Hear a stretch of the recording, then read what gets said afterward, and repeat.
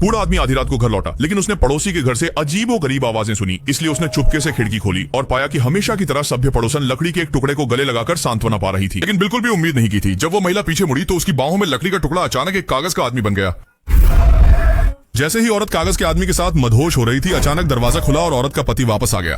औरतों ने महिला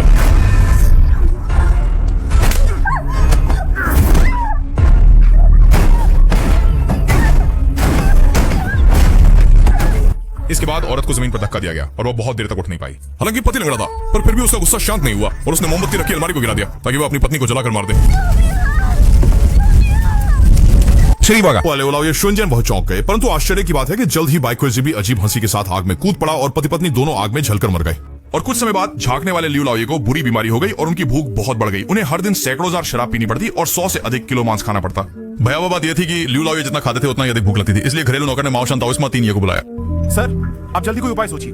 जैसे ही बात खत्म हुई, लियू लाओये अचानक से बेचैन हो गए, जैसे उनके पूरे शरीर में दर्जनों चींटियां काट रही हों। और उसके तुरंत बाद उन्होंने एक टंकी हरे रंग का सड़ांत वाला पानी उगल दिया। मां सानिये तुरंत समझ गए कि क्या हो रहा है। मध्याह्न के ठीक समय पर उन्होंने लियू लाओये को धूप के नीचे बांध दिया। पहले ग्वानियन स्प्रिंग्स से लाए गए साफ शराब का उनके शरीर पर छिड़काव किया और फिर उनके हाथ पैरों को हिंगुल में डूबे रस्सियों से लटका दिया।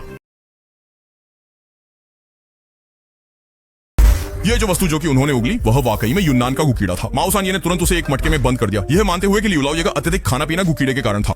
लेकिन उसी रात जैसे ही लियू लाओये सोए, उन्होंने सुना कि कोई औरत धीरे धीरे गा रही है। गीत की आवाज इतनी दिल दहला देने वाली थी कि सुनने वाले कांप उठे।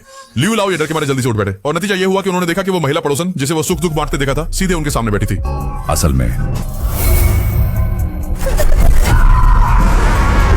असली में वह अभी एक सपना था। लियू लाओये जल्दी से चाय की एक चुस्की लेते हैं थोड़ी ताजगी के लिए। तभी अचानक एक जोरदार गरज सुनाई देती है और दरवाजे के बाहर एक भूतिया छवि प्रकट होती है। लियू लाओये ध्यान से देखते हैं और पाते हैं कि वो तो पहले ही मर चुका बाइक्वेजी है। उस रात के बाद लियू लाओये अचानक गायब हो गए। सबने कहा कि उन्हें मरे हुए बाइक्वेजी की आत्मा ले गई, लेकिन यह तो सिर्फ शुरुआत थी। कुछ समय बाद लियू लाओये के सामने की ताबूत की दुकान के मालिक भी रहस्यमय तरीके से गायब हो गए, जिससे पूरा कस्बा अचानक डर के माहौल में डूब गया। और उसे भी अधिक हैरान करने वाली बात यह थी कि कई साल पहले सफेद लंगड़े के साथ हुई एक कहानी। उस दिन ठीक भूतों का त्योहार था। हर घर के दरवाजे बंद थे, पर अजीब बात यह थी कि सोने की तैयारी कर रहे सफेद लंगड़े ने अचानक दरवाजे के बाहर से तेज खटखट की आवाज सुनी।